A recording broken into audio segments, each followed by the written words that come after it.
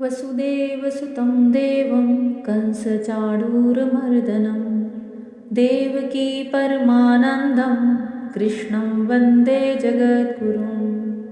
भगवान श्री कृष्ण के चरणों में कोटि कोटि नमन है। राधे राधे, जय श्री कृष्णा। आध्यात्म पर मेरी सोल फैमिली आपका बहुत बहुत स्वागत है। कल के प्रसंग में मैंने सुनाया था कि भक्ति देवी और नारद जी का संवाद और भक्ति की चिंता नारद जी ने कैसे दूर की।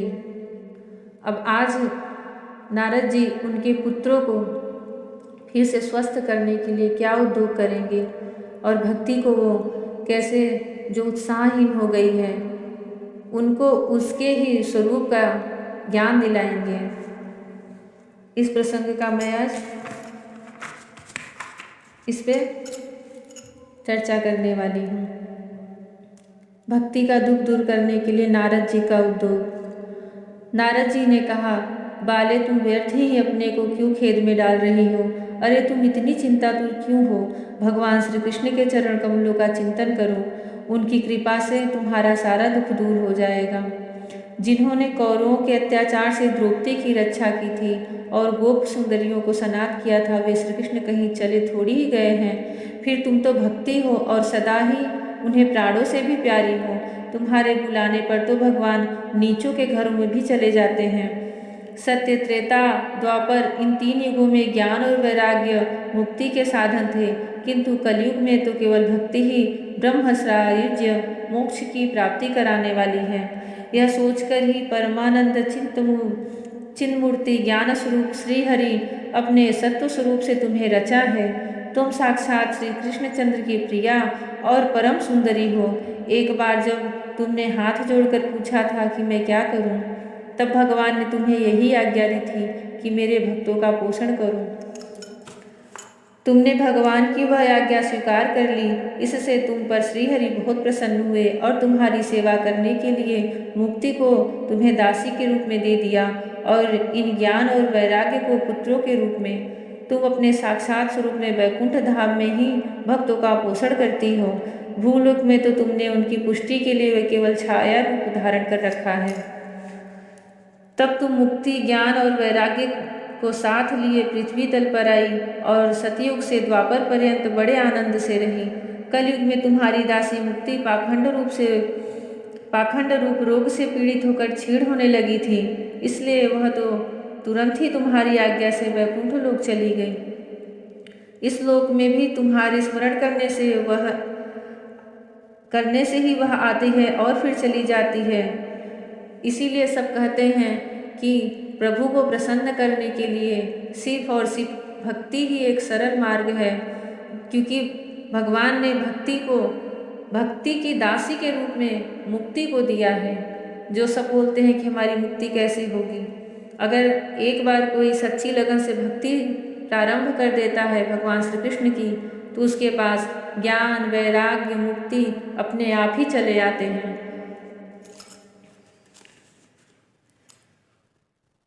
इस लोक में भी तुम्हारे स्मरण करने से ही वह आती है और फिर चली जाती है, किंतु इन ज्ञान वैराग्य को तुमने पुत्र मानकर अपने पास ही रख छोड़ा है।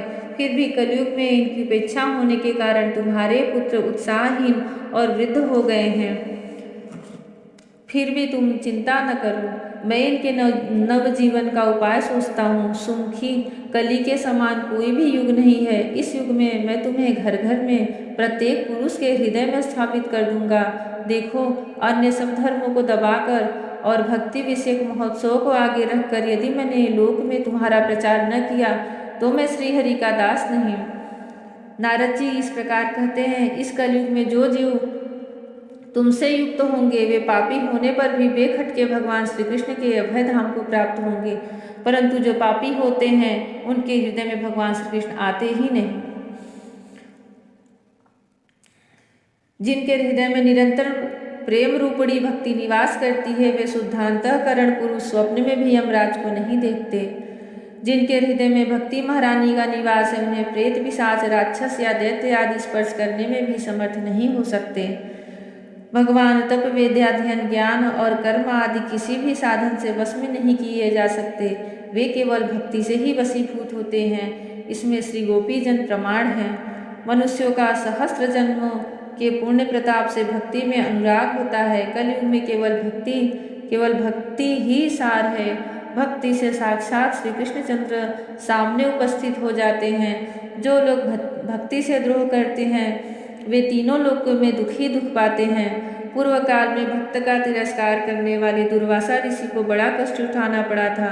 बस व्रत, तीर्थ, योग, यज्ञ और ज्ञान चर्चा आदि बहुत से साधनों की कोई आवश्यकता नहीं है। एकमात्र भक्ति ही मुक्ति देने वाली है। इस प्रकार नारद जी के निर्णय किए हुए अपने महात्म को सुनकर भक्ति के सारे अंग पुष्ट हो गए और वे उनसे कहने लगी। भक्ति ने कहा, नारद जी आप धन्य हैं, आपकी मुझ में निश्चल प्रीति है। मैं सदा आपके हृदय में रहूंगी, कभी आपको छोड़कर नहीं जाऊंगी। साधो आप बड़े कृपालु हैं। आपने क्षण भर में ही मेरा सारा दुख दूर कर दिया, किंतु अभी मेरे पुत्रों में चेतना नहीं आई है। आप इन्हें शीघ्र ही सचेत कर दीजिए, जगा दीजिए। सूत जी कहते हैं, भक्ति के वचन सुनकर नारद जी को बड़ी ही करुणा आई और वे उन्हें हाथ से हिला डुलाकर जगाने लगे। फिर उनके कानों के पास मुंह लगाकर जोर से कहा, ओ ज्ञान जल्दी जग पड़ो, ओ वैराग्य जल्दी जग पड़ो। फिर उन्होंने वेद ध्वनि, वेदांत घोष और बार बार गीता पाठ करके उन्हें जगाया। इससे वे जैसे तैसे बहुत जोर लगाकर उठे, किंतु आलस्य के कारण वे दोनों जम्हाई लेते रहे, नेत्र उघाड़कर देख भी नहीं सके। उनके बाल बगुलों की तरह सफेद हो गए थे। उनके अंग प्रायः सूखे काठ के समान निस्तेज और कठोर हो गए थे। इस प्रकार भूख प्यास के मारे अत्यंत दुर्बल होने के कारण उन्हें फिर सोते से देख नारद जी को बड़ी चिंता हुई और वे सोचने लगे कि अब मुझे क्या करना चाहिए। इनकी यह नींद और इससे भी बढ़कर इनकी वृद्धावस्था कैसे दूर हो। शौनक जी इस प्रकार चिंता करते करते वे भगवान का स्मरण करने लगे। उसी समय यह आकाशवाणी हुई कि मुझे खेद मत करो, तुम्हारा उद्योग निसंदेह सफल होगा। देवर्षि इसके लिए तुम एक सत्कर्म करो, वह कर्म तुम्हें संत शिरोमणि महानुभाव बताएंगे। उस सत्कर्म का अनुष्ठान करते ही क्षण भर में उनकी नींद और वृद्धावस्था चली जाएगी तथा सर्वत्र भक्ति का प्रसार होगा। यह आकाशवाणी वहां सभी को साफ साफ सुनाई दी, जिससे नारद जी को बड़ा विस्मय हुआ और वे कहने लगे, मुझे तो इसका कुछ आशय समझ में नहीं आया। इस आकाशवाणी ने भी गुप्त रूप में ही बात कही है। यह बात नहीं बताया कि कौन सा साधन किया जाए जिससे इनका कार्य सिद्ध हो। वे सौंत न जाने कहाँ मिलेंगे और किस प्रकार उस साधन को बताएंगे। अब आकाशवाणी ने जो कुछ कहा उसके अनुसार मुझे क्या करना चाहिए। सूत जी कहते हैं, शौनक जी जब ज्ञान वैराग्य दोनों को वहीं छोड़कर नारद मुनि वहां से चल पड़े और प्रत्येक तीर्थ में जाकर मार्ग में मिलने वाले मुनीश्वरों से वह साधन पूछने लगे। उनकी उस बात को सुनते तो सब थे, किंतु उसके विषय में कोई कुछ भी निश्चित उत्तर न देता। किन्हीं ने उन्हें असाध्य बताया, कोई बोले इसका ठीक पता लगाना ही कठिन है, कोई सुनकर चुप रह गए और कोई तो अपनी अवज्ञा होने के भय से बात को टाल टूल कर खिसक गए। त्रिलोकी में महान आश्चर्यजनक हाहाकार मच गया। लोग आपस में कानाफूसी करने लगे। भाई, जब वेद ध्वनि, वेदांत घोष और बार बार गीता पाठ सुनाने पर भी भक्ति, ज्ञान और वैराग्य तीनों नहीं जगाए जा सके, तब और कोई उपाय नहीं है। स्वयं योगीराज नारद जी को भी जिसका ज्ञान नहीं है उसे दूसरे संसारी लोग कैसे बता सकते हैं। इस प्रकार जिन ऋषियों से इसके विषय में पूछा गया उन्होंने निर्णय करके ही कहा कि यह बात दुसाध्य ही है। तब नारद जी बहुत चिंतातुर हुए और बद्रीनाथ में आए। ज्ञान वैराग्य को जगाने के लिए वहाँ उन्होंने यह निश्चय किया कि मैं तब करूँगा। इसी समय उन्हें अपने सामने करोड़ों सूर्य के समान तेजस्वी सनकादि मुनीश्वर दिखाई दिए। उन्हें देखकर वे मुनिश्रेष्ठ कहने लगे,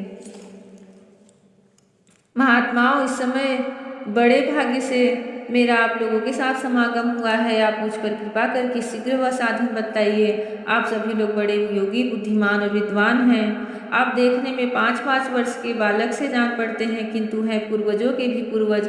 आप लोग सदा वैकुंठ धाम में निवास करते हैं, निरंतर हरि कीर्तन में तत्पर रहते हैं, भगवत लीला अमृत का रसास्वादन कर सदा उसी में उन्मत्त रहते हैं और एकमात्र भगवत कथा ही आपके जीवन का आधार है।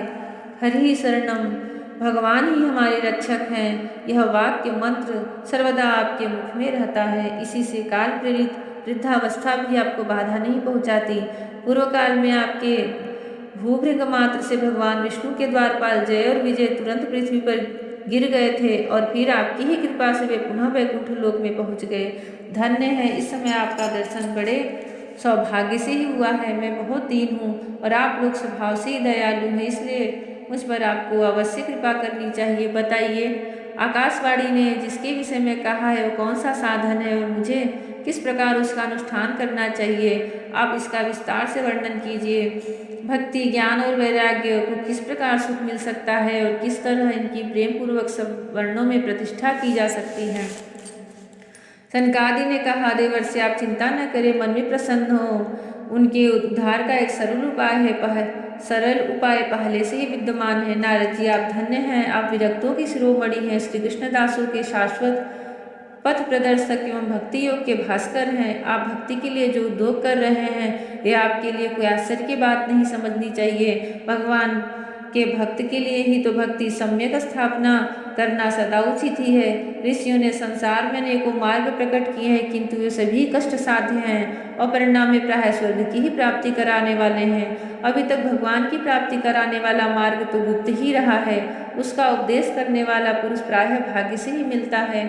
आपको आकाशवाणी ने जिस सत्कर्म का संकेत किया है उसे हम बतलाते हैं। आप प्रसन्न होकर और समाहित चित्त होकर सुनिए। नारद जी, द्रव्य यज्ञ, तपो यज्ञ, योग यज्ञ और स्वाध्याय रूप ज्ञान यज्ञ सब तो स्वर्ग आदि की प्राप्ति कराने वाले कर्म की ही ओर संकेत करते हैं। पंडितों ने ज्ञान यज्ञ को ही सत्कर्म मुक्तिदायक कर्म का सूचक माना है। वह श्रीमद् भागवत पारायण है जिसका गान शुकादि महानुभाव ने किया है। उसके शब्द सुनने से ही भक्ति, ज्ञान और वैराग्य को बड़ा बल मिलेगा। इससे ज्ञान वैराग्य का कष्ट मिट जाएगा और भक्ति को आनंद मिलेगा। सिंह की गर्जना सुनकर जैसे भेड़िए भाग जाते हैं, उसी प्रकार श्रीमद् भागवत की ध्वनि से कलयुग के सारे दोष नष्ट हो जाएंगे। तब प्रेम रस प्रवाहित करने वाली भक्ति, ज्ञान और वैराग्य को साथ लेकर प्रत्येक घर और व्यक्ति के हृदय में क्रीड़ा करेगी। नारद जी ने कहा, मैंने वेद वेदांत की ध्वनि और गीता पाठ करके उन्हें बहुत जगाया, किंतु फिर भी भक्ति, ज्ञान और वैराग्य तीनों नहीं जगे। ऐसी स्थिति में श्रीमद् भागवत सुनाने से वे कैसे जगेंगे? क्योंकि उस कथा के प्रत्येक श्लोक और प्रत्येक पद में भी वेदों का ही तो सारांश है। आप लोग शरणागत वत्सल हैं तथा आपका दर्शन कभी व्यर्थ नहीं होता, इसलिए मेरा यह संदेह दूर कर दीजिए। इस कार्य में विलंब न कीजिए। सनकादि ने कहा, श्रीमद् भागवत की कथा वेद और उपनिषदों के सार से ही बनी है, इसलिए उनसे अलग उनकी फल रूपा होने के कारण वह बड़ी उत्तम जान पड़ती है। जिस प्रकार रस वृक्ष की जड़ लेकर शाखा पर्यंत रहता है, किंतु इस स्थिति में उसका आस्वादन नहीं किया जा सकता, वही सब अलग होकर फल के रूप में आ जाता है, तब संसार में सभी को प्रिय लगने लगता है। दूध में घी रहता है, किंतु उस समय उसका अलग स्वाद नहीं मिलता, वही जब उससे अलग हो जाता है तब देवताओं के लिए भी स्वादवर्धक हो जाता है। खांड इसके छोर के और बीच में भी व्याप्त रहती है, तथापि अलग होने पर भी इसकी कुछ और ही मिठास होती है। ऐसी ही यह भागवत की कथा है। यह भागवत पुराण वेदों के समान है। श्री व्यासदेव जी ने इसे भक्ति और ज्ञान और वैराग्य की स्थापना के लिए प्रकाशित किया है। पूर्व काल में जिस समय वेद वेदांत के पारगामी और गीता की भी रचना करने वाले भगवान वेद व्यास खिन्न होकर अज्ञान समुद्र में गोते खा रहे थे, उस समय आपने ही उन्हें 4 श्लोकों में इसका उपदेश किया था। उसे सुनते ही उनकी सारी चिंता दूर हो गई थी। फिर इसमें आपको आश्चर्य क्यों हो रहा है? आप हमसे प्रश्न कर रहे हैं, आपको उन्हें शोक और दुख का विनाश कराने वाला श्रीमद् भागवत पुराण ही सुनाना चाहिए। नारद जी ने कहा, महानुभाव, आपका दर्शन जीव के संपूर्ण पापों को तत्काल नष्ट कर देता है और जो संसार दुख रूप दावानल से तपे हुए उन पर शीघ्र ही शांति की वर्षा करता है। आप निरंतर शेष जी के सहस्त्र मुखों से गाए हुए भगवत कथामृत का ही पान करते रहते हैं। मैं प्रेम लक्षणा भक्ति का प्रकाश करने के उद्देश्य से आपकी शरण लेता हूँ। जब अनेकों जन्मों के संचित पुण्य पुंज का उदय होने से मनुष्य को सत्संग मिलता है, तब वह अपने ज्ञान जनित मोह और मद रूप अंधकार का नाश करके विवेक उदय होता है। जय श्री कृष्णा। राधे राधे। आज का प्रसंग यहीं तक है। जब जिस सबके कई जन्मों के पुण्य उदय होते हैं, तभी वह श्रीमद् भागवत पुराण को सुन पाता है, कह पाता है। नहीं तो उसके बगल में ही होता रहता है, लेकिन उसकी इच्छा नहीं होगी कि वह वहाँ बैठकर उसके दो शब्द सुन ले। जब भगवान की इच्छा होती है तभी उसके कानों तक उसके शब्द पहुँचते हैं। जैसे अमृत होता है, अमृत अगर किसी के भी मुख में चला जाए तो वह अपना कार्य करके ही रहती है। वह नहीं देखती कि वह कैसा है इंसान, अच्छा है कि बुरा है। जैसे विष होता है, वह भी अपना कार्य करके रहता है। ऐसी ही अमृत स्वरूपा भगवत कथा श्रीमद् भागवत महापुराण है। अगर इसके कुछ मंत्र, श्लोक, शब्द जिस भी मनुष्य के कान में गए या उसने खुद इसका श्रवण किया, पाठ किया, तो समझ लीजिए यह उसके पूर्व प्रारब्ध का ही फल है। उस पर भगवान की बहुत ही बड़ी कृपा है। इसलिए मैं चाहती हूँ कि जब जिसको भी समय मिले, ऐसा नहीं कि एक टाइम हो, जब जिसको सुबह शाम रात, वह इसको ज़रूर सुने। मैं इसका हर दिन एक एक अध्याय सरल ही भाषा में, लेकिन श्रीमद् भागवत का जो कि वेद व्यास जी ने लिखा है, उसका प्रतिदिन कोशिश करूँगी। प्रतिदिन एक एक अध्याय मैं इसमें इस प्रसंग को अपने वीडियो पे डालती रहूँगी और आप लोग इसको अवश्य सुनिए। जय श्री कृष्णा, जय श्री हरि। राधे राधे। प्रभु के नाम का पारस जो छू ले, ओ हो जाए सोना। दो अक्षर का नाम हरि है, लगता बड़ा सलोना, लगता बड़ा सलोना। जय श्री कृष्णा। राधे राधे। जो भगवान के संपर्क में आ गया, भगवान श्री कृष्ण के संपर्क में आ गया, उनको अपने हृदय में बसा लिया, समझ लो उसने पारस को छू लिया। हरि ओम।